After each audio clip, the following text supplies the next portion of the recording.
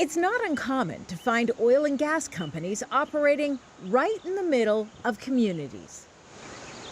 This site in Inglewood, California, is pumping for oil using a controversial process called fracking that environmentalists like Juan Flores want banned. Banning fracking has become a key piece of the fight of the people of California because they know that their lives, their livelihood, it's at stake. Fracking is a process of drilling that uses high-pressure water to force oil and gas out of rock deep in the earth.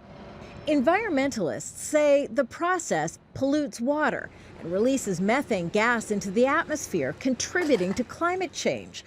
But banning the practice has divided President Joe Biden's Democratic Party.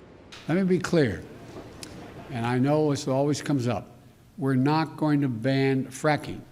But others in the party, like Congresswoman Alexandria Ocasio-Cortez and Senator Bernie Sanders, are pushing for a federal ban. We don't need fracking in America.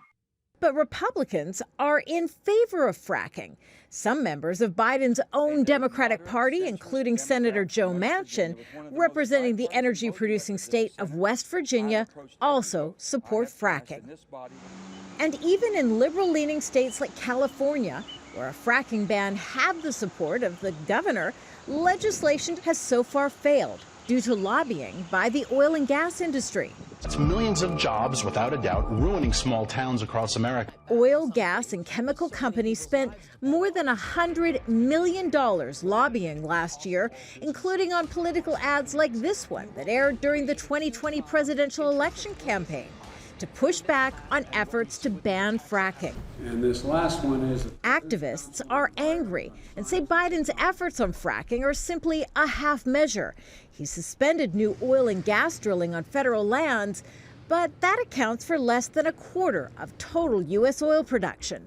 Biden claims he never promised an end to fracking, but activists like Juan Flores say that's exactly why he worked to get Biden elected.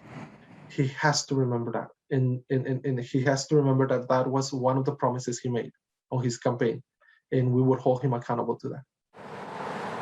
President Biden is expected to make big promises during his climate summit, but already some activists say it won't be enough.